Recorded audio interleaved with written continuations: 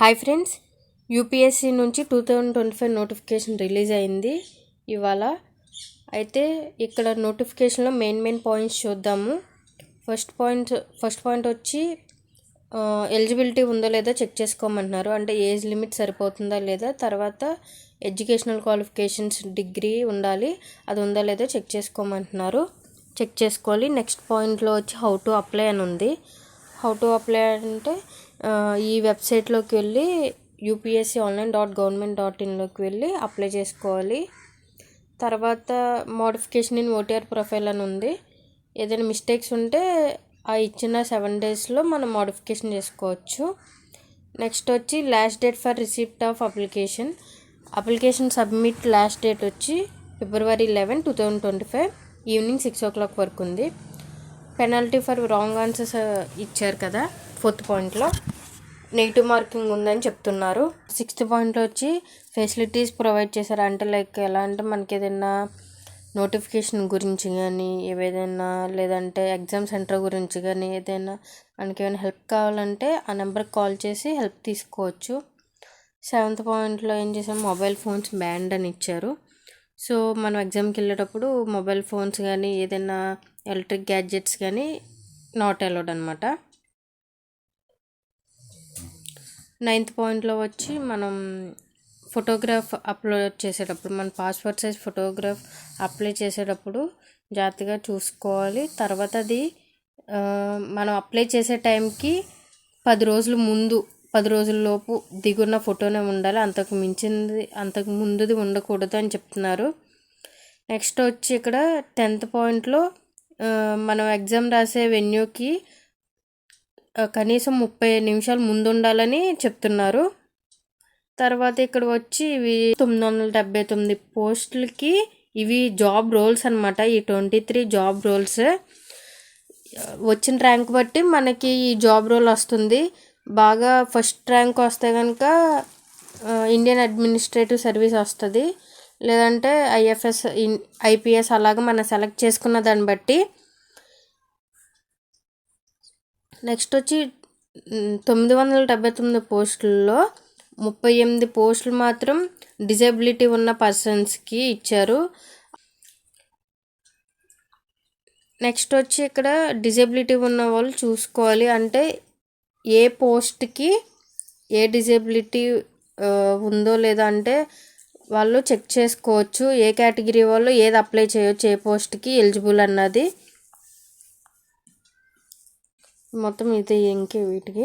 Next వచ్చి exam centres only ఇది prelims ఎగ్జామినేషన్కి మాత్రమే, మళ్ళీ మెయిన్స్ ఎగ్జామ్కి కూడా కింద మెన్షన్ చేశారు. ఈ పైన ఉన్న టేబుల్ మాత్రం ప్రిలిమ్స్కి అన్ని స్టేట్స్లో మెయిన్ సిటీస్లోనే ఇచ్చారు. సో ఏపీ తెలంగాణ చూసుకుంటే కనుక అనంతపూర్ ఇచ్చారు, తర్వాత హైదరాబాద్ ఇచ్చారు, తిరుపతి ఇచ్చారు, విజయవాడ ఇచ్చారు, విశాఖపట్నం ఇచ్చారు, వరంగల్ ఇచ్చారు. ఇవి మాత్రం తెలంగాణ అండ్ ఏపీకి సంబంధించిన ఎగ్జామ్ సెంటర్స్ అన్నమాట. ఏదైనా మనం ఆప్ట్ చేసుకోవచ్చు ఎగ్జామ్ సెంటర్స్ వచ్చి. తర్వాత మెయిన్స్కి మాత్రం ఇక్కడ తెలంగాణకు వచ్చి హైదరాబాద్, తర్వాత ఏపీకి వచ్చి విజయవాడ మాత్రమే ఇచ్చారు.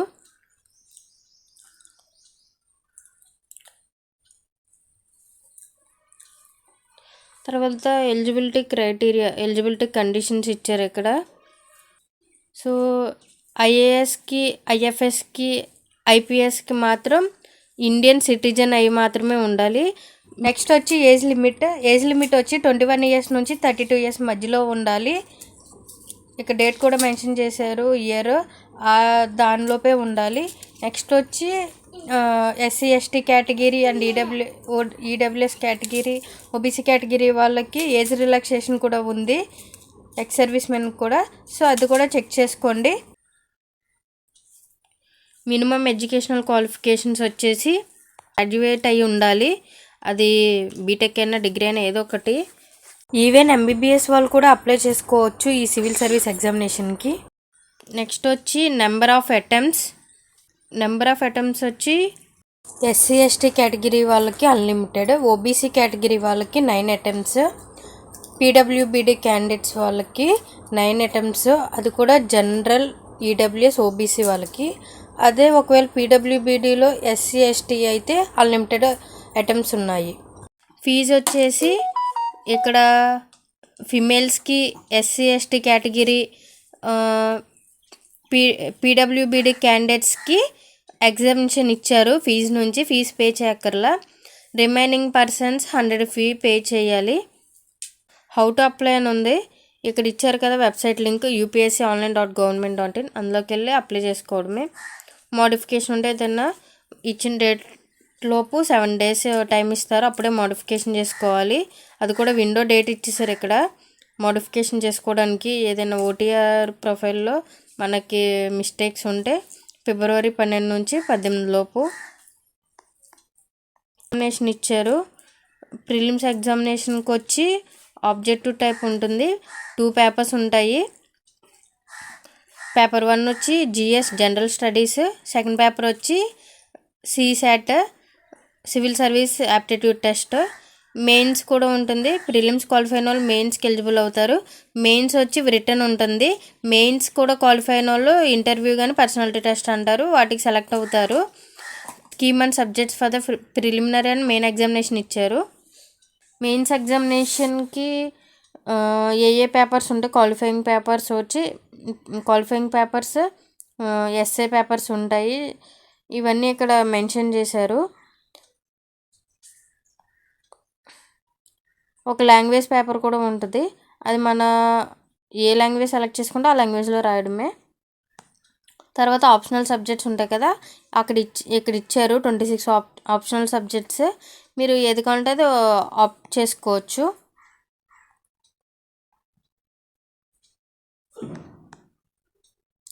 తర్వాత ఇది మెయిన్ ఇప్పుడు వచ్చి సిలబస్ అనమాట. ప్రిలిమ్స్ ఎగ్జామినేషన్కి సిలబస్ ఇచ్చారు. ప్రిలిమ్స్ పేపర్ 1 100 క్వశ్చన్స్ ఉంటాయి, 200 మార్క్స్కి, 2 hours టైమ్.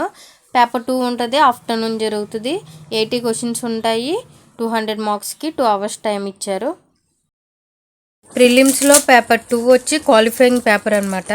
కంపల్సరీగా క్వాలిఫై అవ్వాలి. 33% తెచ్చుకుంటే క్వాలిఫై అయిపోయినట్టే. ఇదండి మెయిన్ వచ్చి నోటిఫికేషన్లో డీటెయిల్స్. అప్లై చేయాల్సిన వాళ్ళు ఉంటే ఇప్పుడే అప్లై చేసుకోండి. లాస్ట్ డేట్ వరకు వెయిట్ చేయొద్దు, మళ్ళీ విండోస్ క్లోజ్ అయిపోతాయి, సర్వర్ బిజీగా ఉంటుంది.